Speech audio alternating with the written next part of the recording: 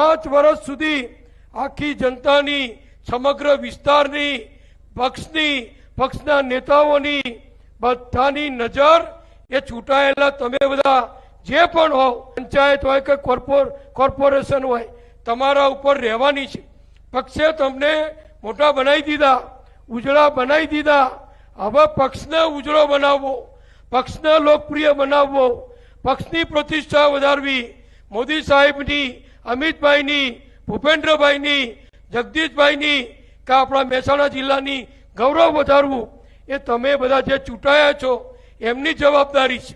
પાછળથી કોઈને કહેવું ના પડે કે તમે કેમ આવતા નથી, પાછળથી કહેવું ના પડે. મારો અનુભવ છે એટલે હું કહું છું.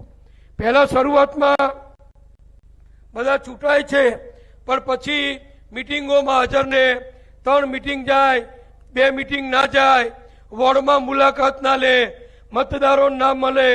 આવું ના થાય એ જોવાની તમારી બધાની આજથી શુભ શરૂઆત થઈ છે.